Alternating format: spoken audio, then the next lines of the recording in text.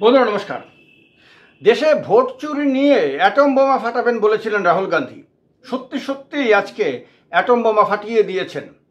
তিনি যে অ্যাটম বোমা ফাটিয়েছেন সেই অ্যাটম বোমার প্রভাব আগামী দীর্ঘদিন ভারতবর্ষের রাজনীতিতে দেখা যাবে এবং তার ফলে সবচেয়ে বেশি এফেক্টেড হবে কেন্দ্রের শাসক দল এবং বিভিন্ন রাজ্যে, মানে বেশিরভাগ রাজ্যে শাসন করা রাজনৈতিক দলটি, যারা পশ্চিমবঙ্গে বলেন যে ভোটার তালিকায় কারচুপি করা হয়েছে, যারা বলেন যে আপনার যেখানে যেখানে ইন্ডিয়া জোটের কোনো না কোনো দলের ক্ষমতা রয়েছে সেখানে সেখানে ভোটার তালিকায় কারচুপি করা হয়েছে।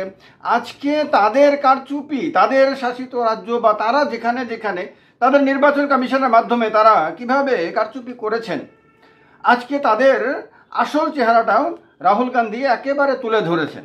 আমি অল্প একটু উদাহরণ আজকে এই ভিডিওতে দেব, কারণ আমি যখন ভিডিওটা রেকর্ড করছি তখনও রাহুল গান্ধীর প্রেস কনফারেন্স চলছে দিল্লিতে।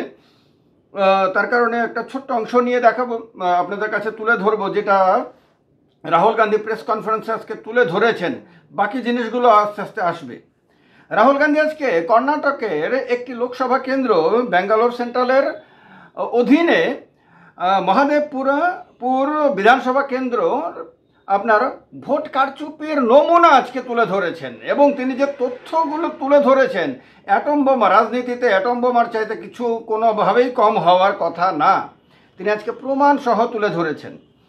তিনি বলেছেন ওই বিধানসভা কেন্দ্রে গত লোকসভা নির্বাচনে কিন্তু বিধানসভা কেন্দ্রে কিন্তু লোকসভা ভোটে আপনার কংগ্রেস পেয়েছিল 1,15,586টি ভোট, বিজেপি পেয়েছিল 2,29,632টি সিট মানে ভোট, আর এখানে মার্জিন ছিল 1,14,046, মানে বিজেপি 1,14,046টা ভোট বেশি পেয়েছিল। ওই লোকসভা আসনটা বিজেপি জিতেছিল।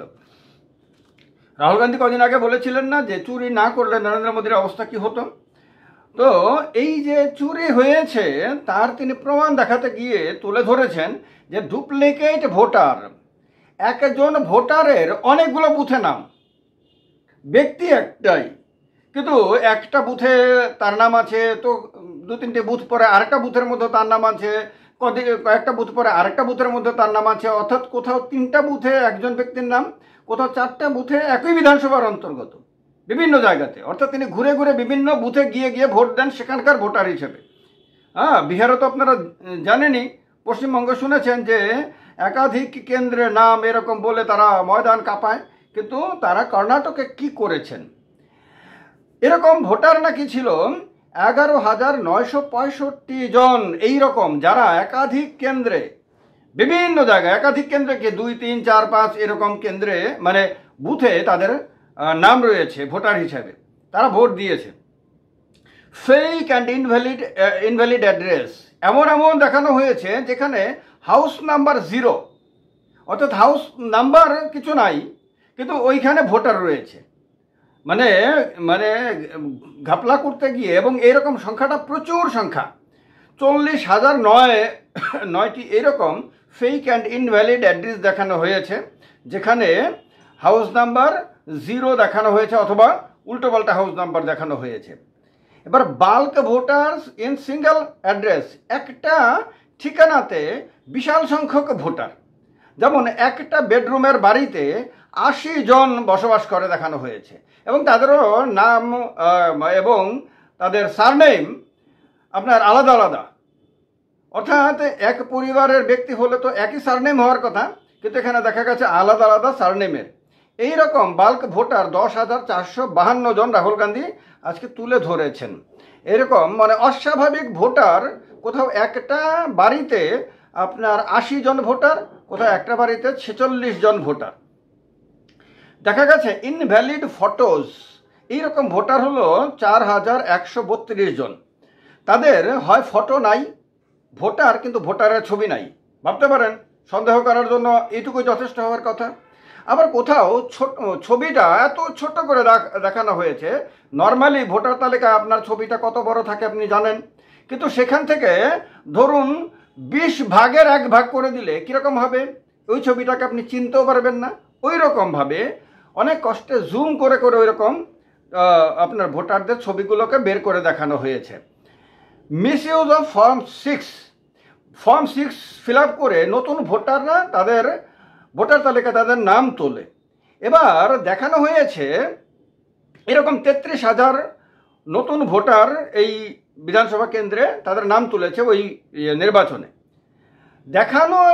দেখা গেছে যে নতুন ভোটার হিসেবে নাম তুলেছেন একজন ভদ্রমহিলা, তার বয়স কম করেও 70 বছর হবে, 70 বছরের মতন হবে, মানে আমাদের মার বয়সের হবে, কারো কারো তো ঠাম্মা দিদিমার বয়স হবে।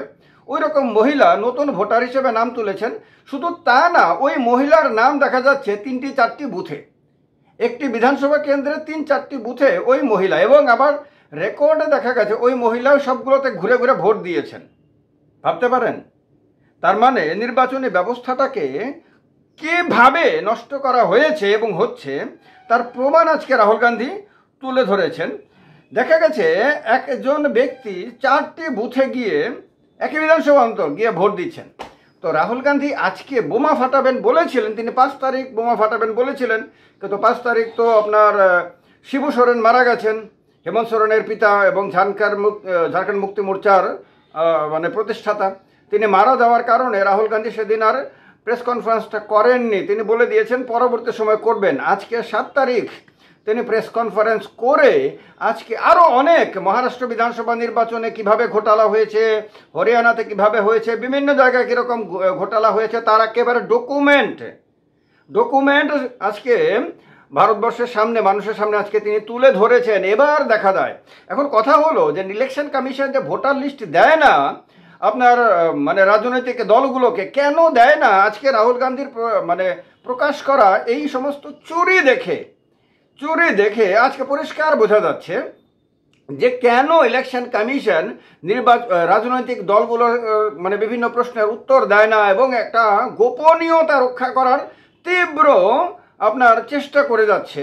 এবং এমনকি বিহারে যে এসআইআর হয়েছে, সেই এসআইআরে 65 লক্ষের বেশি মানুষের নাম বাদ দিয়ে দিয়েছে।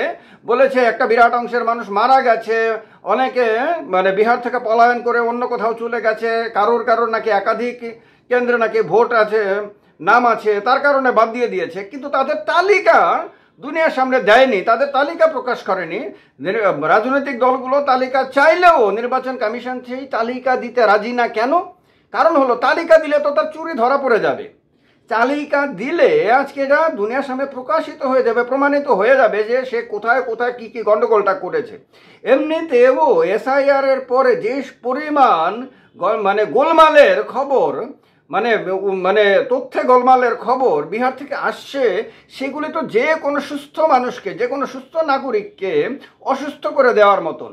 সুতরাং বোঝা যাচ্ছে যে জ্ঞানেশ কুমার, এর আগে রাজীব কুমার ছিলেন আমাদের মুখ্য নির্বাচন কমিশনার, এখন জ্ঞানেশ কুমার আছেন, তারা সবাই একটা বিশেষ রাজনৈতিক দলকে জেতানোর জন্য এবং বিশেষ রাজনৈতিক দলগুলোকে হারানোর জন্য তারা কাজ করে চলেছেন বলে এখন দেশের মানুষের সামনে একেবারে রাহুল গান্ধীর তৈরি করা, একেবারে কংগ্রেসের যে 6 মাস ধরে কংগ্রেসের টিম পরিশ্রম করে তদন্ত করে যে তথ্যগুলো বার করেছে, যেগুলোকে রাহুল গান্ধী বলেছিলেন যে প্রকাশিত হলে ভারতবর্ষের নির্বাচনী ব্যবস্থাটা কোন জায়গায় আছে দেশের মানুষ পরিষ্কার বুঝে যাবেন এবং এটা অ্যাটম বোমার মতন হবে, এরপরে আর কোথাও ইলেকশন কমিশনকে দেখা যাবে না। আজকে রাহুল গান্ধীর প্রকাশিত আমি ছোট্ট একটা অংশ শুধুমাত্র এই ভিডিওতে তুলে ধরলাম, বাকিগুলো আপনাদের কাছে আসবে ক্রমান্বয়ে। আজকে পরিষ্কার বোঝা যাচ্ছে। তো এখন নির্বাচন কমিশন কিভাবে এসে মানুষের সামনে মুখ দেখাবে এবং কিভাবে সে এই তথ্যগুলোকে খণ্ডন করবে এখন দেখার বিষয়। আর তাছাড়া রাহুল গান্ধী যে মানে তথ্যগুলো আজকে তুলে ধরেছেন, সে ধরছেন, এখনও ভিডিও রেকর্ডিং চলছে, ওনারও প্রেস কনফারেন্স চলছে, সেগুলো কিভাবে সুপ্রিম কোর্টের সামনে প্রমাণ হিসেবে তুলে ধরে নির্বাচনী ব্যবস্থাটাকে এবং ভারতবর্ষের গণতন্ত্রকে রক্ষা করার জন্য উদ্যোগ নেবেন, সেটা দেখার বিষয় রয়েছে।